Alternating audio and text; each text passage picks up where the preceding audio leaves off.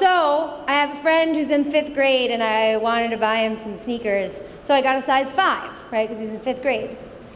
And I got a friend who's in the 12th grade and I wanted to get her some shoes for a dance, so I got her a size 12, right, because she's in the 12th grade, right? I learned this math from Common Core, which taught me that you can tell how well developed a young person is by their grade level. Okay, so just kidding. I'm Iris. I teach at Patterson High School. I'm not a stand-up comic, so don't worry. And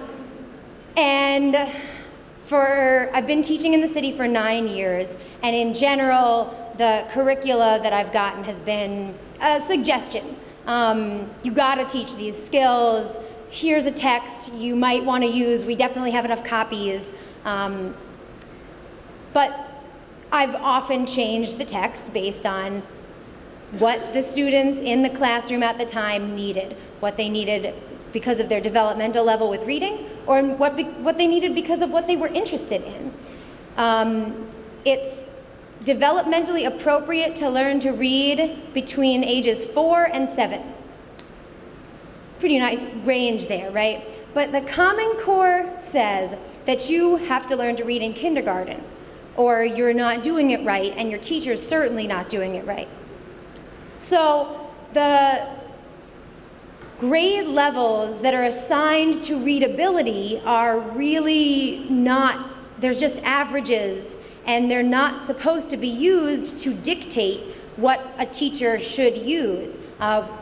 Text that I really appreciated in college, I've looked up and found we're at 6th or 7th grade reading levels, but they were still totally valid college texts.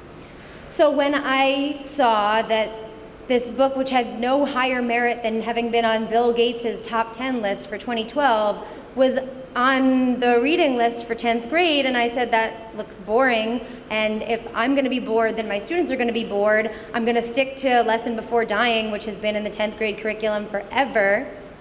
I got an email that I'd been flagged by the district for like non-compliance. So what do? I have a different thumb in my nose than Sean does. I wrote them a 12-page research paper on why my science was good and I was doing the right thing, and they were like, oh, okay, Lily, leave her alone. Don't mess with her anymore. But I looked in, why are we doing this? What is up with this? So the Common Core looks like just a good set of standards. They were funded into creation by such winners as the Gates Foundation, the Walton Foundation, the Xerox Corporation, the US military, amongst others. And they say at this level, you're supposed to learn this. Everybody in the whole country has got to do this. Everybody at the whole country has got to do this at the next level. And really leave little to no room for a teacher to really get to know their students and interact with their students. And then it goes back to the PARCC tests that Asia was just talking about, where they're gonna be tested on the skills that they were supposed to learn in that one grade. But like I said before, the younger grade stuff isn't even developmentally appropriate. So you can be developing your reading skills at a perfectly developmentally appropriate rate and be failing according to the Common Core. So I strongly advocate for academic freedom for teachers, and I think that one of the things that we really need to do is that the teachers in this city need to take back this union, and we need to be the change that we need to see and fight for the academic freedom that we're supposed to have, push back against these tests.